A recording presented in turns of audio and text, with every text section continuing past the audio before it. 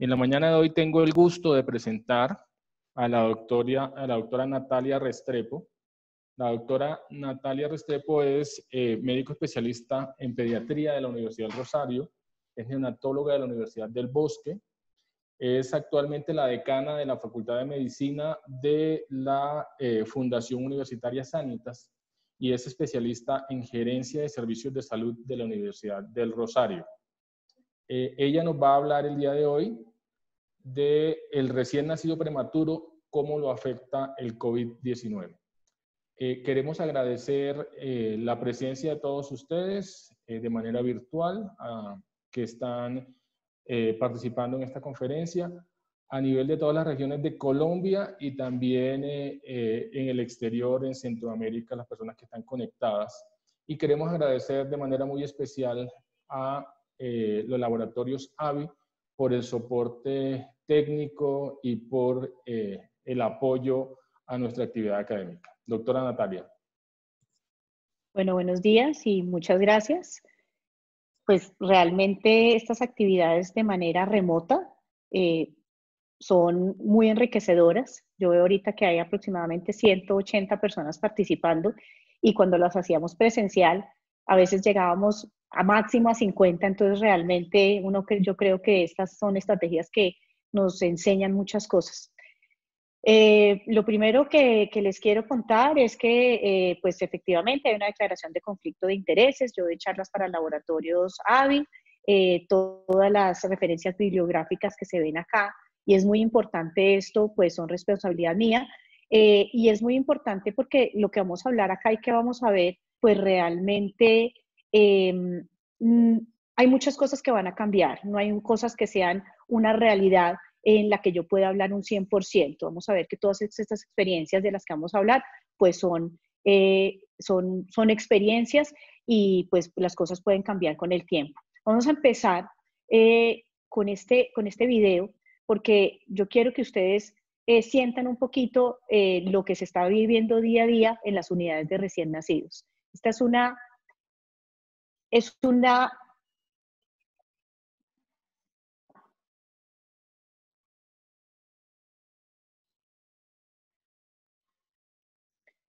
es la mamá ya con su bebé.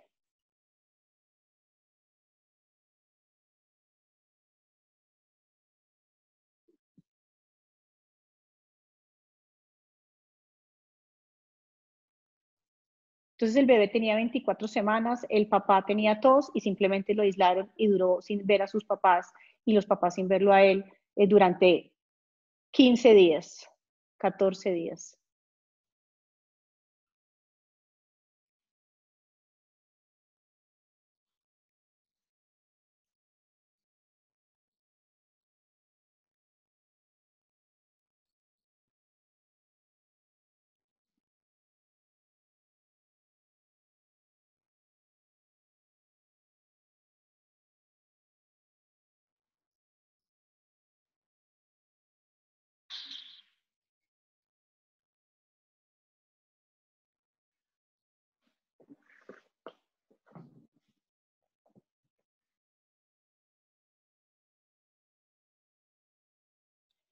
Entonces miren todo lo que hemos peleado y lo que hemos luchado por unidades abiertas, por manejo de humanizado para nuestros pacientes, y todo esto se para simplemente por estas épocas que son diferentes y cómo es de importante la enfermera, que en ese momento es la que les filma el bebé, les manda estos mensajes y además de eso pues participa activamente de manera remota, y es un poco la palabra de moda, se reinventa una manera para hacer este momento tan difícil un momento más fácil.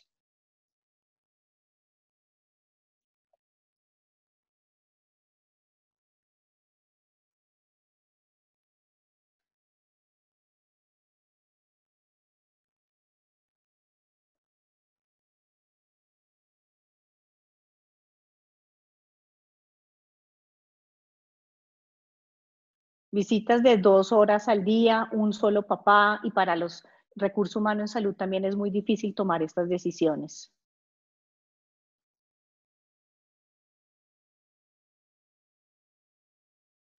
Bueno, entonces, ya viendo esto, pues vamos a mirar cuáles son los objetivos que vamos a tener en esta charla. COVID-19 y lo vamos a mirar desde un punto de vista no solo de neonatos, sino de niños. Ustedes posiblemente estamos pensando un poco más en la prematurez y vamos a ver que no hay mucha información. Las consideraciones especiales que pueda tener el recién nacido y pues posiblemente vamos a repetir algunas cosas y muchos de ustedes han tenido experiencias y es interesante compartirlas.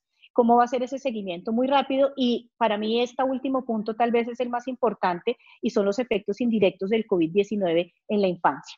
Entonces miremos primero lo que es el COVID-19 y la población infantil y neonatal. Entonces vemos como cuando empieza toda esta pandemia y uno empieza en el momento en que empieza el pico respiratorio en Bogotá y en Colombia, donde usualmente no tenemos cupos para nuestros niños, para nuestros neonatos, las unidades de cuidado intensivo neonatal y pediátrico se llenan, los servicios de urgencia se llenan, todos los años nos pasa lo mismo, y resulta que llega el COVID y el COVID tiene un comportamiento de infección respiratoria totalmente diferente a lo que estábamos acostumbrados. De hecho, en este momento, si ustedes van a un servicio de urgencias pediátrico o a un servicio de hospitalización pediátrico, pues va a estar un poco desocupado. Entonces uno dice, bueno, esto tal vez es una buena noticia para nosotros. Realmente, si ustedes ven, aunque esta tabla es un poco vieja, porque aquí ya pasan 2 semanas y ya esto es viejo, donde no teníamos muertos menores de 9 años, en este momento ya hay muertos en niños pequeños y vamos a ver que también hay una importante y un cambio en la fisiopatología en esa población lactante de ese primer año y neonatal.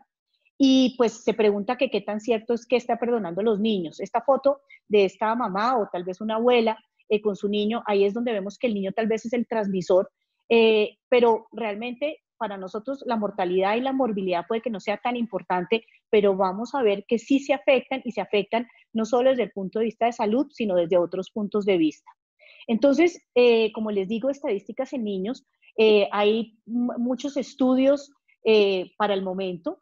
Realmente en China, que fue donde empezó, 1% de infectados son los niños, o que ellos identificaron, aunque ellos hicieron un trabajo juicioso de buscar la población que estuviera infectada.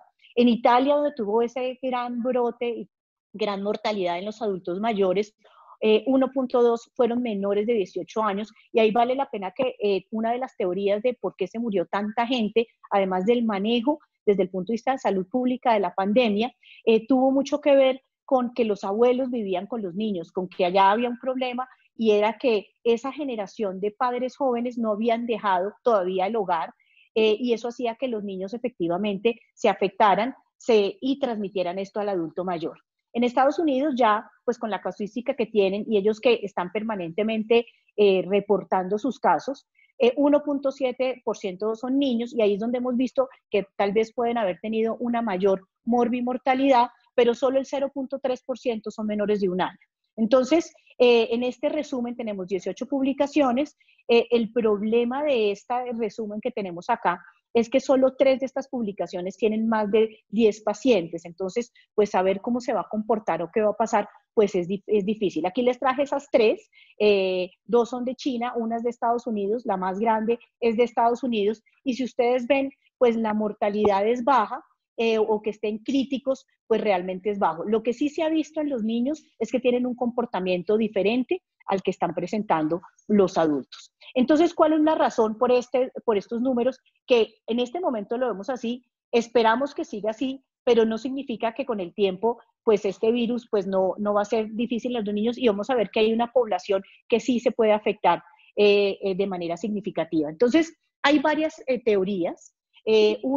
Y con respecto a la adultez y la infancia, sabemos que la enzima convertidora de angiotensina 2 y sus receptores son claves en estos procesos inflamatorios. Entonces vemos que el niño lo tiene alto, mientras que a medida que va pasando el tiempo, en el adulto y el adulto mayor lo tienen bajo. Y parece que estos receptores que modulan la respuesta inflamatoria posiblemente estén asociados a hipotensión y a respuestas que sean inadecuadas que llevan a que estos adultos pues entren rápidamente en estados críticos. Al mismo tiempo, se sabe que hay un factor que se llama la inmunidad entrenada en la infancia, y esto, por eso es la diferencia en los menores de 1 año y en los mayores de 1 año.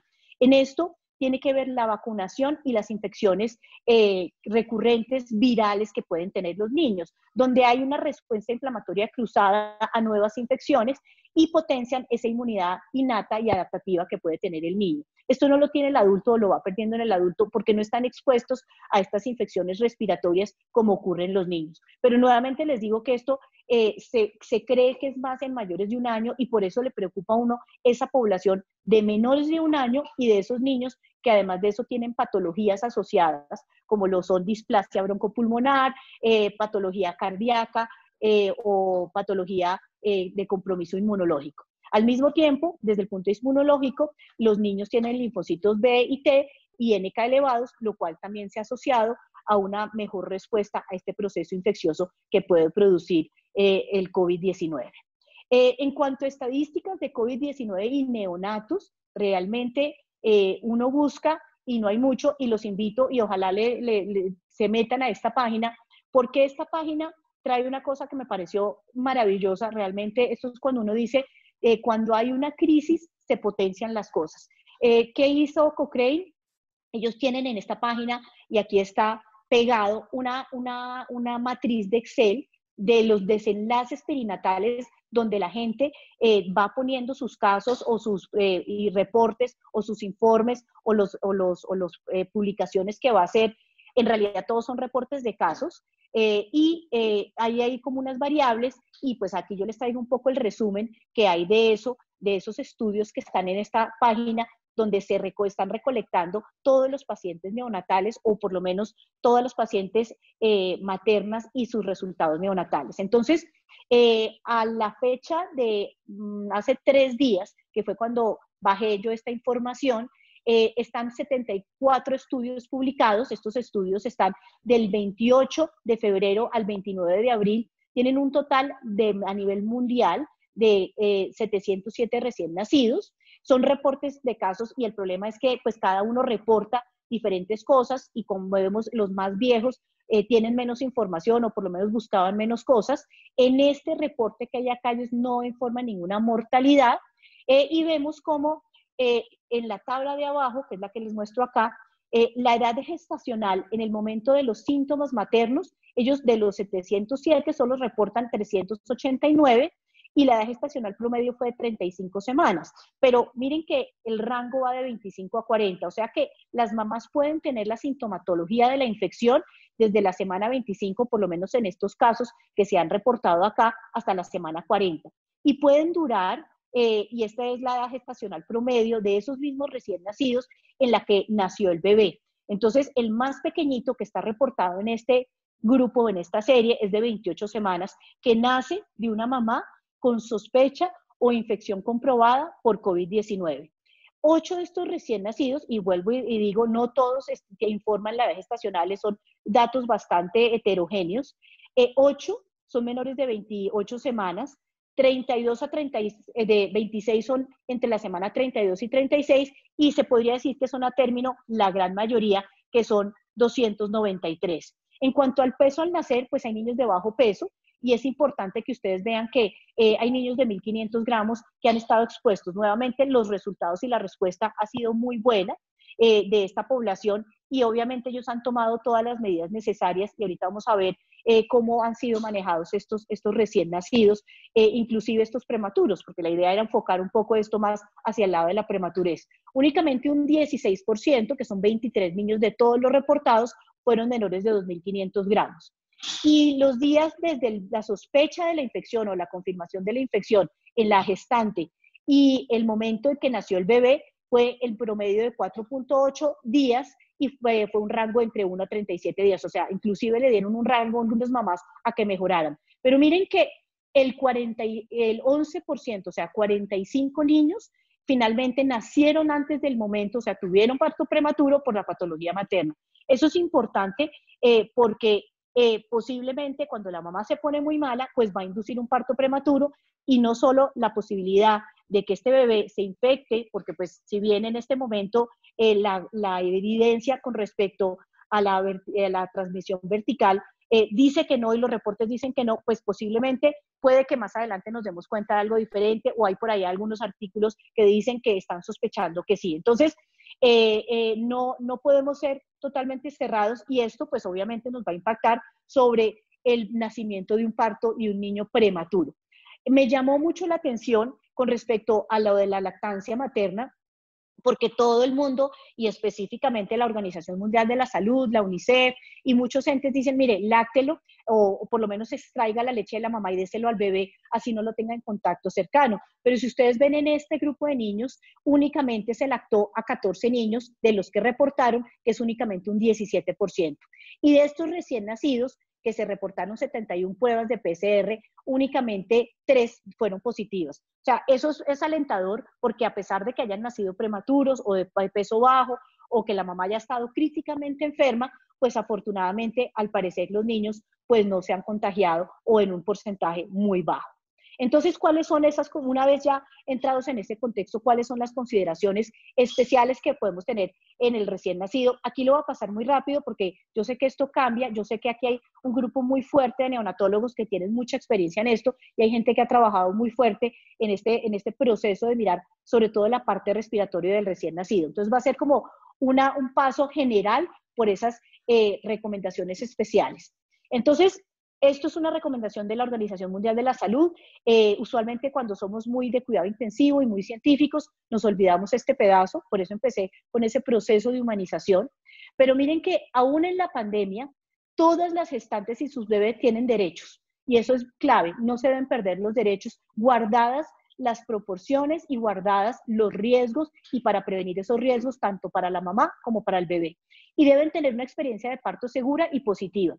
Y ahí miren que añadimos una cosa que ahora todo el mundo habla de esto, que es elementos de protección personal, pero ojo con esto, y yo siempre insisto, sobre todo cuando mis residentes o el recurso humano dice, bueno, pero es que yo no voy a entrar a ese procedimiento, yo no voy a atender a ese paciente porque no tengo los elementos de protección personal. Ojo con esto porque es que estos elementos deberían ser posiblemente no tan estrictos como los estamos usando ahorita, pero sí deberían ser el quehacer diario de muchos de los pacientes, por ejemplo, la madre, que pues afortunadamente no vemos tanto, pero tuberculosis, baciloscopia positiva, yo debería tener todos esos elementos igual que para el COVID. Y usualmente no nos asustamos ni pensamos en esto cuando estamos atendiendo en el día a día, no pandemia, los pacientes. Recuerdo mucho cuando era H1N1, que también nos dio una angustia, empezamos a utilizar muchos elementos, nos lavamos mucho las manos y después se nos olvida. Pero como les digo yo, al recurso humano en salud es clave que estos procesos de elementos de protección personal y lavado de manos sean en la constante para todo el mundo. Ser tratados con respeto e dignidad, que me den la información. La Organización Mundial de la Salud dice que debe tener un acompañante durante el parto. Eso puede ser controvertido porque la idea es que durante el parto esté la menor cantidad de gente, porque se considera que durante el parto puede haber dispersión de partículas y aerosoles que pueden infectar tanto al padre como al personal de salud. Posiblemente el padre ya ha estado en contacto directo con o estrecho con esta gestante, pero podría ser una opción. Es clave la comunicación clara y asertiva por parte del personal de salud y nuevamente pues los procesos de analgesia y obviamente los procesos de humanización. Y yo me pregunto si esto es nuevo. Pues en realidad no, porque debemos tener comunicación asertiva en las gestantes, debemos hablar con la familia, debemos lavarnos las manos, o sea que yo considero que esto es simplemente reforzar lo que ya veníamos haciendo y no debería ser algo nuevo pues para nosotros. Entonces, ¿será que vamos a responder algunas de estas preguntas? Yo creo que sí, pero nuevamente les digo que puede que hoy digamos que sí lo vamos a hacer de esta manera, pero más adelante y la conducta vaya a cambiar. Entonces, aquí no hay verdades del 100%. Aquí posiblemente vamos a construir, por eso es tan importante esos procesos colaborativos y la invitación es un poco a contar experiencias donde nosotros podamos ir con el tiempo aprendiendo de todos estos procesos. Entonces, ¿será que vamos a responder cómo es el manejo en sala de partos? ¿Cómo lo vamos a reanimar? ¿Cuál es el manejo posparto? ¿Realmente hay diferencias en el prematuro? ¿Y cómo lo vamos a ventilar? En cuanto a reanimación neonatal, pues no debe cambiar. La recomendación es que continuemos con los mismos pasos de la reanimación neonatal definidos por la Academia Americana de Pediatría y el American Heart Association del 2015. La verdad es que se busca que tengamos la menor cantidad de personas en la sala. Realmente los que deben reanimar deben ser el personal que más experiencia tenga. Si el personal que está en sala de partos es insuficiente, se debe tener como un backup una persona que esté cercana para apoyar y que rápidamente pueda ingresar. Algunas personas habían sugerido que se debía bañar el niño apenas naciera. Pues realmente no está recomendado en este momento. Sí se recomienda no succionar, pero miren que anteriormente para reanimación ya no estábamos succionando, sobre todo si el bebé no lo necesitaba, simplemente limpiando con una compresita, con una gasa la boca y evitar la succión. Es muy importante los elementos de protección personal. Se cree que en los procesos del parto puede haber algo de dispersión y de aerosoles por parte de la madre. Es clave la ventilación del ambiente, el pinzamiento debe ser habitual y si se define, porque eso también se puede, se debe concertar con las familiares y se debe hablar con el familiar y con la materna, si el bebé se va a poner en contacto piel a piel o definitivamente no. Efectivamente la madre con sospecha o riesgo debe tener tapabocas, pero si definitivamente se va a aislar este bebé, ya sea por el estado materno o por la decisión que se tome, pues se debe definir una ruta con un traslado en incubadora cerrada del bebé. Y clave nuevamente en los elementos de protección personal. ¿Cuál es el susto del manejo respiratorio y por qué nos asusta mucho? Pues porque realmente nos asusta el contagio que esto pueda tener tanto para el recurso humano como para, desde el punto de vista nosocomial, para el resto de la población. Entonces, sabemos que estos aerosoles y esta dispersión de partículas, pues realmente puede afectar la salud de muchas otras personas. Por lo tanto, es muy importante que sepamos cómo vamos a manejar esa vía respiratoria. Desafortunadamente, y como ustedes ven, pues hay muy poca evidencia en el recién nacido. Entonces, nos toca primero tomar los estudios de adultos y extrapolarlos al recién nacido, y ahí vamos a ver que hay unos cambios significativos porque fisiológicamente el recién nacido es diferente y obviamente el prematuro también tiene unas características y condiciones que son diferentes. Desde el punto de vista de fisiología respiratoria, ¿qué es lo que se va a utilizar para extrapolar? Aquí, con mayor razón, la parte de la fisiología pues cabe, y por eso pues lo que vamos a hablar un poco muy rápidamente, nuevamente les digo, del manejo respiratorio, pues va a ser encaminado a esto. Entonces, en cuanto a la ventilación manual, nos asusta a todos y habíamos dicho, bueno, nace el bebé, me toca dar ventilación con presión positiva, pues hay que darla. Realmente, si es una necesidad, hay que darla. Como les muestro acá, hay pocos estudios en adultos. Realmente se vio en otras revisiones sistemáticas de adultos que hay un aumento del riesgo de transmisión viral, pero esto es por otros virus. Esto no está enfocado directamente a COVID-19. Ahora, lo podemos extrapolar. Pero vemos que cuando se intuba, hay mayor riesgo de contagio, 3 veces mayor riesgo de contagio que cuando se ventila con bolsa y máscara. Es clave que esa bolsa sea autoinflable con el reservorio, y discúlpenme que quedó ahí mal escrito, cerrado, y que no tengamos escapes, que el sello debe ser muy, muy, muy, muy importante. Y ojo con esto, porque la dispersión de las partículas, de las micropartículas, está directamente relacionada con el volumen corriente. Y claramente el volumen corriente del neonato es entre 12 y 16 veces menor que en el adulto. Y obviamente si es prematuro, pues es menor. O sea que la posibilidad de dispersión de partículas es menor simplemente porque este volumen corriente es mucho menor. La conclusión que se da es, se debe evitar, la ventilación manual se puede hacer y se debe evitar para prevenir la dispersión de partículas, parece pues totalmente innecesario, y de hecho el riesgo es menor que si lo vemos con respecto a la intubación orotraqueal. En cuanto al apoyo ventilatorio no invasivo, realmente también aquí tenemos algunas diferencias y algunos sustos. Para nosotros los neonatólogos, la ventilación no invasiva ha sido como esa respuesta a muchas necesidades ventilatorias que teníamos. Sabemos que es una estrategia muy buena, que es positiva, sobre todo en el recién nacido prematuro. Entonces, realmente para nosotros es clave poder saber si la podemos utilizar o no. Y la estamos utilizando en este momento de manera, pues casi que en la mayoría de los prematuros los estamos utilizando. Entonces, vemos que en adultos, y nuevamente lo extrapolo de adultos, con SARS se trataron con esta estrategia de una manera efectiva y segura.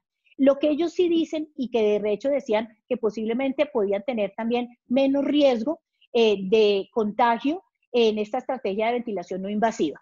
Pero ojo con esto, porque puede haber dispersión de las partículas, sobre todo con la ventilación nasal y en las gotitas de aire. El problema es que estas micropartículas pueden ser mayores de 10 micrómetros y eso hace que si posiblemente no duren mucho dispersas en el ambiente, sí queden en las superficies. Eso significa que es clave que cuando utilicemos este tipo de estrategias, que las podemos utilizar, lo que tenemos que hacer es una adecuada ventilación de la habitación y esto pues nos puede ayudar de manera significativa. Por otro lado, esto es una estrategia que se puede utilizar y realmente no está contraindicada en este momento. Son seguras siempre y cuando la habitación esté bien ventilada y realmente utilicemos también filtros, eso es clave, no lo había dicho anteriormente, podemos utilizar filtros que sean hidrofóbicos entre la interfase y el reservorio de agua para este tipo de ventilación. Ojo, eso es muy importante y hay que tener en cuenta pues que estos filtros también aumentan el espacio muerto, lo cual pues para el recién nacido pues tiene algunas dificultades desde el punto de vista ventilatorio. En cuanto a la intubación traqueal y la ventilación asistida, pues realmente la intubación y la broncoscopia se sabe que son dos de las actividades que más producen riesgo de infección a la persona pues que lo lleva, porque hay una cercanía muy grande entre la vía aérea del paciente que puede estar contaminada y eventualmente pues la persona que esté realizando el procedimiento. Entonces, simplemente pues como está en la vía aérea y en la respiración del paciente, pues realmente se deben extremar las medidas de protección personal y ahí sí yo digo que no debemos negociar esto porque es muy importante que lo hagamos de la mejor manera para el personal de salud. Lo debe ser la persona que tenga la mayor experiencia y realmente pues se sabe que generan partículas de manera significativa. Como les digo, hay menor información en lo que es el recién nacido y mucho menos en lo que es el recién nacido prematuro. No hay pues un lineamiento, se dice que se debe intubar en cuanto a lo necesita el recién nacido y que si el niño, por ejemplo, necesita surfactante, pues se debe administrar de la misma manera, utilizando pues la succión cerrada, esto es clave, y lo que hay mucha controversia en cuanto a los escapes y los tubos orotraqueales y en cuanto a si deberíamos utilizar o no neumotaponador. En realidad, como les digo, hay controversia, no hay unos estudios bien llevados a cabo, esto es más extrapolado de adultos y es un poco de la experiencia y la fisiología que se sabe, pero la recomendación final es que el tubo debe ser del mejor tamaño y que realmente no debemos utilizar neumotaponador porque hay mayor riesgo para el recién nacido en cuanto a la lesión de la vía aérea. Ahí es clave que la mayor cantidad de necesidad de intubación orotraqueal en esta población no es por infección viral, no es por COVID, es por otras patologías asociadas a la prematurez, como es la membrana hialina o una taquipnea o una hipertensión pulmonar u otras patologías asociadas o una infección tipo bacteriana. Entonces, eso hace que digamos que el enfoque sea un poco diferente. Manejo en la unidad de recién nacidos, como vimos en este video, las visitas, pues efectivamente sí lo debemos tener en cuenta que pues esto nos afecta a todos y las visitas pues se deben limitar. Anteriormente teníamos nuestras unidades humanizadas, nuestras unidades abiertas y dejábamos que los recién nacidos, que los familiares, inclusive los abuelos, los hermanitos pudieran ingresar. En este momento, pues sí realmente nos toca aprender a convivir con esto y extremar un poco las medidas, simplemente por el riesgo que esto genera no solo a nosotros, sino a los otros bebés que están ahí y a las otras familias. Entonces, obviamente nunca habíamos dejado que ingresaran a las unidades personas que tuviesen patología respiratoria, ahora con mayor razón. Las visitas deben ser limitadas, pero miren que hay otras estrategias que podemos utilizar para que la familia se sienta en contacto con su bebé. Y es un poco de contarles posiblemente en el día a día de manera remota o con videos o por WhatsApp yo digo como la telemedicina. Y eso es lo que tenemos que hacer. Nos toca cambiar un poco este chip y humanizarnos, así sea de manera remota y digital, con nuestros pacientes y con nuestras familias. Esto posiblemente va a cambiar un poco las cosas. En cuanto a los procesos de seguimiento al recién nacido, vemos que, porque estamos hablando del prematuro y del niño de alto riesgo, desafortunadamente esto ha hecho que se interrumpa un poco y estas son las recomendaciones que se dan, estas son las recomendaciones que debemos tener en cuenta y nos toca, si bien hay recomendaciones, pues yo sí les voy a invitar a que seamos un poco flexibles en estos procesos, porque lo que podamos decir que hagámoslo acá en Bogotá, posiblemente si yo estoy en Valledupar o si estoy en Pasto, posiblemente va a ser totalmente diferente. Si estoy con población dispersa, si estoy con población rural, si estoy inclusive acá en Bogotá, que el transporte público se volvió un problema para la gente, pues podemos buscar otras estrategias. Entonces, idealmente, la primera fase debería estar sin cambios, hay que individualizar, hay que hablar con la familia para ver cómo lo podemos manejar. La segunda fase se está recomendándose que se haga cada 2 meses y que utilicemos la teleconsulta. Obviamente, las medidas antropométricas no las voy a cambiar, ni el neurodesarrollo, ni lo puedo evaluar por teleconsulta. Les cuento un poco la experiencia que nosotros hemos tenido con la empresa, con la EPS, la teleconsulta en la parte de pediatría. Se está instaurando y uno no se imagina las dificultades que puede tener esto con respecto a la digitalización y a la educación digital que tiene la población en general. Uno lo da por sentado que todo el mundo tiene internet, todo el mundo tiene computador y todo el mundo tiene la posibilidad de conectarse y resulta que estamos viendo que solo el 30% de nuestros pacientes realmente lo logran y que tienen muchas dificultades, aún siendo gente de algunos recursos, estratos un poco más altos o que uno consideraría que pudieran tener una educación digital mucho mejor. El seguimiento telefónico hay que continuar a hacerlo y hay que reforzarlo. Definitivamente si el niño va a salir de la unidad, pues los signos de alarma ahora sí, si antes eran importantes, ahora deben ser más importantes. La consulta cuando se dé de manera presencial debe ser con un solo acompañante. Si la mamá está con el bebé está con oxígeno, puede que sean 2. Si la mamá está enferma, se dice que la mamá se debe quedar aislada y puede ir otro acompañante con la leche extraída de la mamá y esperar a que la mamá ya sea negativa, que usualmente puede durar más o menos unos 14 días. Y obviamente si tienen síntomas respiratorios, pues no deben asistir a la consulta. En cuanto a lactancia materna, rápidamente, mantener la lactancia materna es lo ideal, es lo que se está recomendando a todos los niveles y en todos los países. Obviamente es una decisión, si realmente consideramos que puede haber un riesgo para la mamá o para el bebé o la mamá está críticamente enferma o que no queremos estar en contacto, lo que podemos hacer es extraer la leche, no hay necesidad de pasteurizarla, lo de la limpieza es clave y evitar pues los sustitutos de la leche materna. Aquí hay una cosa importante y es que hemos trabajado mucho en lactancia materna y no queremos que se pierda por esto. Y me voy un poco a lo que vimos anteriormente, de que decimos que podemos lactar, pero realmente no lo hacemos y nos da un poco de susto. En cuanto a vacunación, se dice que efectivamente si la mamá tiene la infección confirmada por COVID o probable, pues no debemos vacunar al niño. Posiblemente esto cambie un poco, sobre todo para hepatitis B, porque la hepatitis B se debe poner en esas primeras 12 horas de vida.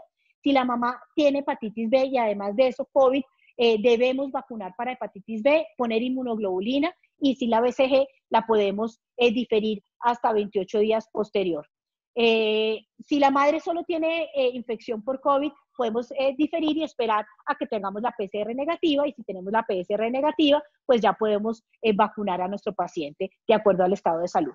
Finalmente, les voy a hablar un poco de lo que se nos olvida en cuanto a los efectos indirectos de COVID en la infancia. O sea, ya hablamos rápidamente de las estadísticas, hablamos de la parte respiratoria y como les digo es muy rápido y de esto uno podría hablar por mucho más tiempo y dar muchas más recomendaciones que les digo que van a ir cambiando con el tiempo a medida que tengamos experiencia y que podamos sumar todos nuestros esfuerzos.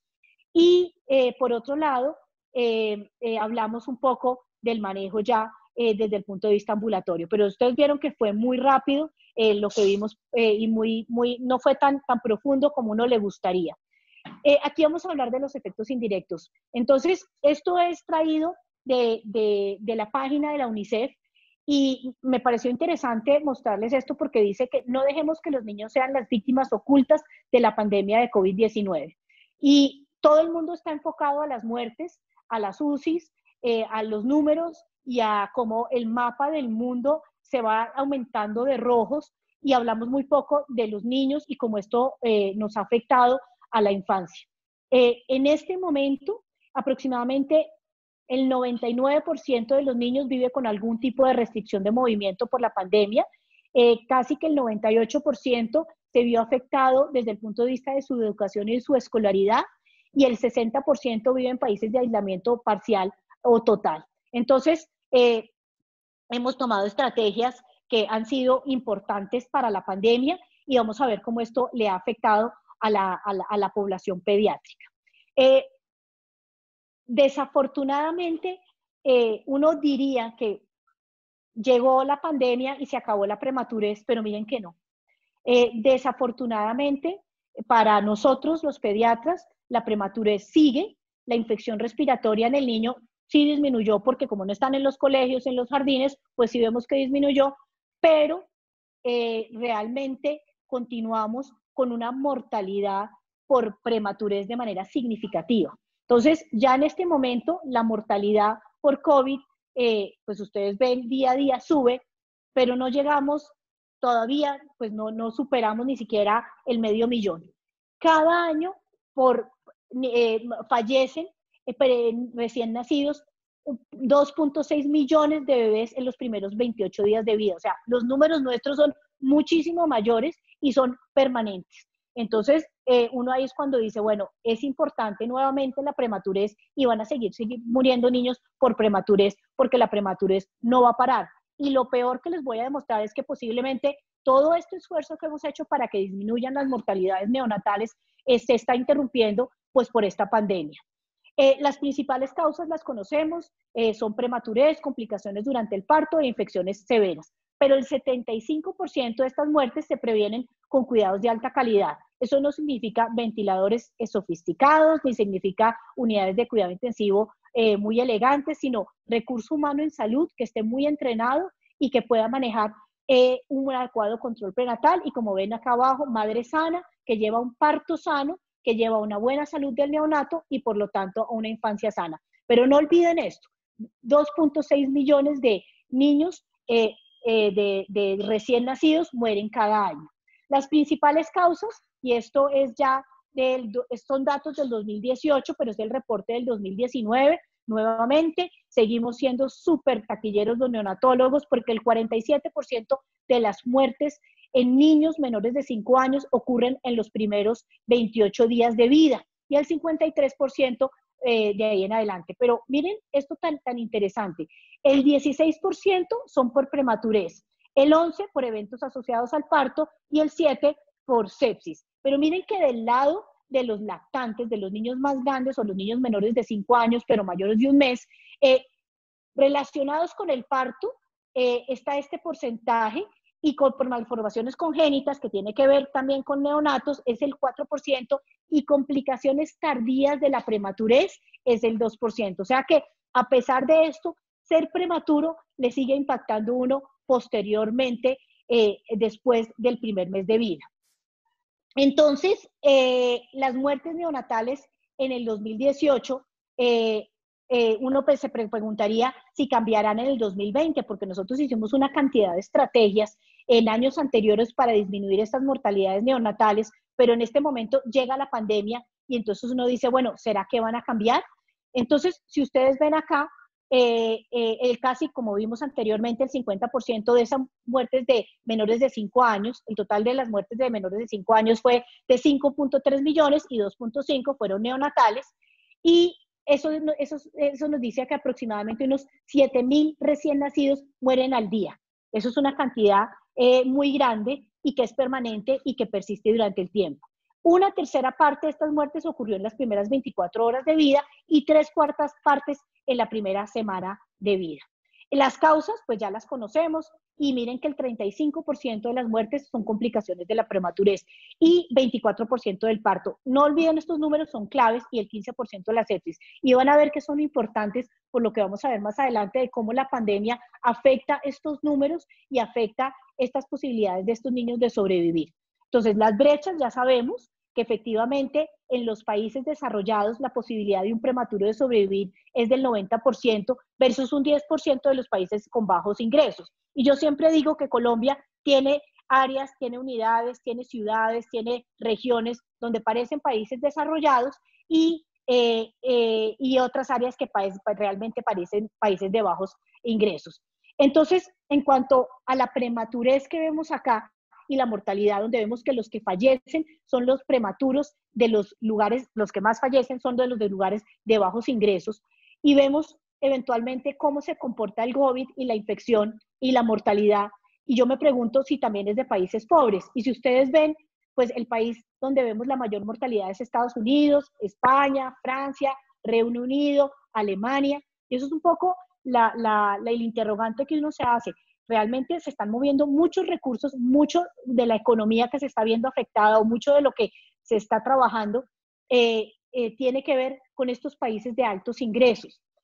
Pero cuando hablamos de prematuros, los que se mueren son los de bajos ingresos. Entonces, ahí uno dice, ¿por qué le damos tanta importancia a esto? Que es importante, yo no le estoy quitando importancia al COVID, que realmente lo tiene, pero ¿será que todo esto tiene que ver un poco con que sean afectados los países de altos ingresos y no los de bajos ingresos, donde no le damos tanta importancia como lo pasa pues, con los prematuros?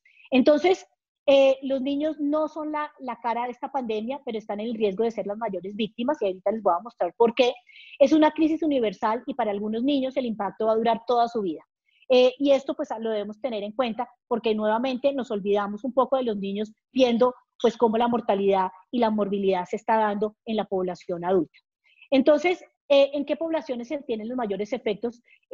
Nuevamente les digo, en los niños de los países más pobres, en los niños de los barrios más pobres y en los niños de las situaciones vulnerables. Y ahí entran los niños prematuros, que eventualmente son los niños con discapacidades, los migrantes y los niños con patologías crónicas. Y también en las patologías crónicas entran los prematuros, porque ahí son los niños que van a tener displasia broncopulmonar, que son los que tienen el mayor riesgo posteriormente de fallecer por infección respiratoria, llámese virus sincitial, COVID, influenza, adenovirus o cualquiera de las que nosotros conocemos. Entonces, esto pues realmente nos preocupa. ¿Cómo se ven afectados? Porque realmente vamos a ver que como este COVID y esta pandemia tiene un impacto económico gigante en todo el mundo, desde todo punto de vista, va a haber un aumento de la pobreza. Ya sabemos que hay una crisis en la educación, de la cual no vamos a hablar acá. Hay amenazas a la salud y nuevamente los que más se afectan son los más vulnerables, y hay riesgos en la seguridad infantil. Entonces, uno diría, bueno, y esto económico, este confinamiento, es una estrategia costo efectiva en cuanto a educación y como inversión en un país. Uno diría que no, realmente, porque realmente cuando uno ve que se trasladan los procesos de educación de una manera remota y que más del 30% de la población no tiene capacidades digitales o no tiene acceso a Internet, pues realmente uno ve que ahí hay un problema. Sí, es costo efectiva desde el punto de vista de prevención de contagios, eso es una realidad. Esto es todo extrapolado de estudios hechos con influenza y con otros digamos que brotes que ha habido anteriormente, y que sí realmente logramos cambios de comportamiento en la población. Cuando el niño se queda en casa, se queda el adulto porque realmente lo tiene que cuidar. Antes de la charla hablábamos un poco de lo difícil que ha sido para algunas mamás de niños en etapa preescolar, que el niño se quedó en la casa y pues la mamá tiene que trabajar, está en la casa y pues no sabe cómo manejar al niño porque tiene que trabajar y cuidar al mismo tiempo al niño, pero sí se favorece el distanciamiento social. O sea que es una estrategia que definitivamente desde el punto de vista epidemiológico puede tener un impacto positivo. En el momento y en el 2018 había aproximadamente 386 millones de niños en la pobreza. Recuerden cuáles son los niños más pobres y los más vulnerables. Usualmente los que han tenido alguna patología, los que tienen patologías crónicas y los de los países pobres. ¿Y dónde es que tenemos la prematurez? En estos países pobres. Con el COVID se está proyectando que estos niños que están en pobreza aumenten de un 10 a un 15%, o sea, que pasamos de 386 millones de niños en pobreza a unos 428, 452 de niños que van a estar viviendo en pobreza. Y esto pues va a afectar la salud de estos niños. Es la salud, ¿por qué se va a ver afectada? Porque todos esos recursos y todas esas oportunidades y todas esas brechas que teníamos previamente, que íbamos cerrando y que íbamos mejorando en cuanto a salud materno-perinatal, se van a ver afectadas. Por un lado, el control prenatal. Pues si las mamás en este momento están confinadas, hay un riesgo que se contagien, pues no van a tener un control prenatal adecuado. Sí, lo estamos haciendo con telemedicina, pero sí, no es lo mismo por todo lo que les dije anteriormente. La lactancia ya vimos que si bien se recomienda y hemos hecho un esfuerzo gigante, no la estamos llevando a cabo. Los programas de seguimiento de alto riesgo neonatal, claro que se van a ver afectados. Todo lo que se había luchado por mantener estos controles a los momentos adecuados, de la manera adecuada, que ha sido una dificultad muy grande con muchas barreras para las familias, y ahí viene un poco lo de vacunación, lo de recomendaciones y la educación a la familia. En estos meses lo vamos a perder. Las madres adolescentes van a aumentar, porque ya vimos que realmente el confinamiento aumenta el riesgo de maltrato y violencia intrafamiliar, y eso incluye la violencia sexual y la violencia de género. Entonces también va a haber un aumento de madres adolescentes. Y esto, al no tener estos controles prenatales y todo esto que evita la prematurez, pues posiblemente se va a aumentar, y también se va a aumentar el riesgo que tienen estas familias y estos bebés.